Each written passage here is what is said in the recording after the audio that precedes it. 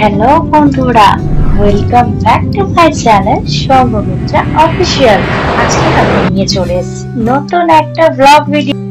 চলে এসেছি আমরা শ্রীনগর। শ্রীনগর মানে কোথায় সবাই গেস করতে পারছো, জম্মু ও কাশ্মীর।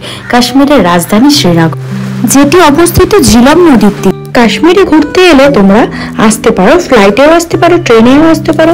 ফ্লাইটে ট্রেনে কত খরচা আছে আর কতটা সময় লাগবে সবটাই আমি ডিটেলস জানিয়ে দেবো।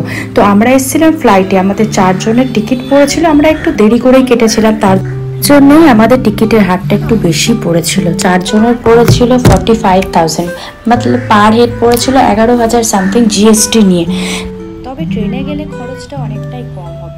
আমরা দমদম এয়ারপোর্ট হয়ে ফ্লাইট ধরেছিলাম। আপনারা চাইলে কলকাতা দিয়ে সোজা দিল্লি চলে আসতে পারেন, সেখান দিয়েও ফ্লাইটে খরচটা অনেকটাই কম হয়ে যায়। কাশ্মীরে ঘুরতে গেলে সব থেকে আগে যেটা আসতে হবে, শহর এবং আশেপাশে বেশ কয়েকটি হ্রদ নিয়ে এটি তৈরি হয়েছে। এর মধ্যে আছে ডাল লেক আছে, নিশাত পার্ক গার্ডেন আছে, আরো অনেক ঘোরার জায়গা আছে, পরিমহল আছে। কাশ্মীর উপত্যকার প্রধান ধর্ম হলো শ্রীনগর জেলা, জম্মু ও কাশ্মীর। এটি গ্রীষ্মকালীন রাজধানী আর এটি ঝিলম নদীর তীরে অবস্থিত। আর এখানে 4টি জেলা এবং লাদাখ কেন্দ্রশাসিত অঞ্চল দ্বারা বেষ্টিত। উত্তরে এটি লাদাখ এবং গন্ডারবাল দ্বারাই বেষ্টিত। উত্তর পশ্চিমে পুলওয়ামা দ্বারা বডগাম দ্বারা ঘেরা আছে। খাবারের খরচ তুলনামূলকভাবে বেশি। এখানে 200 থেকে 500 টাকা প্রতি একজন পিছু খরচ হতে পারে খাবারের জন্য।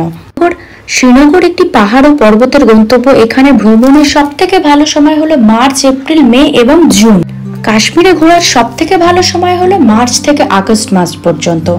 পর্যটকরা কাশ্মীর উপত্যকায় আসে যেতে তারা এই পৃথিবীর স্বর্গ দেখতে পারে এবং এটি যে দেয় তা উপভোগ করতে পারে। এটা সময়কালে কাশ্মীরের 2টি ঋতু আবৃত হয়। বসন্ত মানে মার্চ থেকে মে মাসের প্রথম দিকে, আর এবং গ্রীষ্ম মে মাসের শুরু থেকে আগস্টের শেষ দিকে। তো মার্চ মাসের থেকে মে মাসের মধ্যে তোমরা দেখতে পারো টিউলিপ ফুল, যেটা অন্য কোনো মাসের মধ্যে দেখা যায় না। আর মে মাস থেকে আগস্ট মাসের মধ্যে সেটা একটা আলাদা সৌন্দর্য, ওটা প্রকৃতি নিজের রং ফুটিয়ে তোলে। কাশ্মীরকে প্রায়শই ভারতের সুইজারল্যান্ড হিসাবেই উল্লেখ করা হয়েছে। আঞ্চলিক অত্যাশ্চর্য প্রকৃতির দৃশ্য সমৃদ্ধ দেখার জন্য এখানে দর্শকরা সর্বক্ষণই ভিড় লেগে থাকে এখানে। তাই কাশ্মীর ঘোরা মিস করা উচিত নয়। তাই আমরাও চলে এসেছি কাশ্মীরে। আর আমার ভিডিওটা কেমন লাগলো অবশ্যই সবাই কমেন্টে জানিও। আর আরও ভিডিও আসতে চলে আছে, আমি কাশ্মীরে কোথায় কোথায় ঘুরলাম, কি কি খেয়েছি, কাশ্মীরে ঘোরার মতো কোন কোন জায়গা আছে, আর কি কি চড়েছি সব আমি দেখাবো। আর নেক্সট যে ভিডিওগুলো আসবে তার মধ্যে আমি সব দেখাবো। সঙ্গে থাকো, ভিডিওগুলো শেষ পর্যন্ত দেখতে থাকো, আর আরও অনেক সারপ্রাইজ আছে।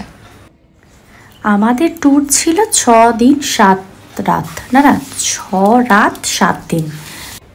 সবাই মনে করে যে এই হাউস বোটে 1 দিন থেকে 2 দিন বড়জোর কাটানো যায়, কিন্তু আমরা খুব আশ্চর্যজনকভাবে আমরা 6 দিনই এই হাউস বোটেই কাটিয়েছিলাম।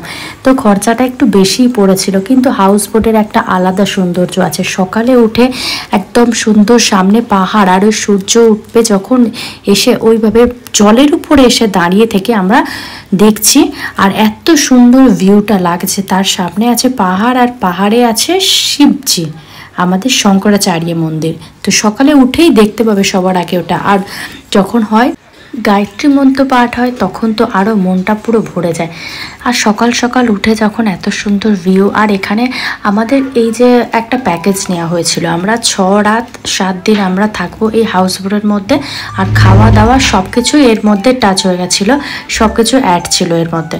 তো আমাদের টোটাল প্রায় 40,000 মতো খরচা পড়েছিল শুধু এই হাউস বোটে। তাছাড়া আমাদের ঘোরা আরও যেসব নানান জায়গায় গিয়েছি সেগুলোর ঘোরা সম্পূর্ণ আলাদা খরচ। শুধুমাত্র এই হাউস বোট আর এখান থেকে যে গাড়িটা করে দেবে, গাড়ি করে যেখানে যেখানে ঘুরতে যেতে চাও, যেমন শঙ্করাচার্য মন্দির আমরা গিয়েছিলাম, আরও অনেক জায়গায় গুলমার্গ গিয়েছিলাম, আর সোনমার্গ, এইসব জায়গাগুলো আমরা ঘুরতে গিয়েছিলাম। কিন্তু সেখান থেকে যখন আলাদাভাবে ঘুরতে যাবে সেটার খরচাটা বেশি একটু।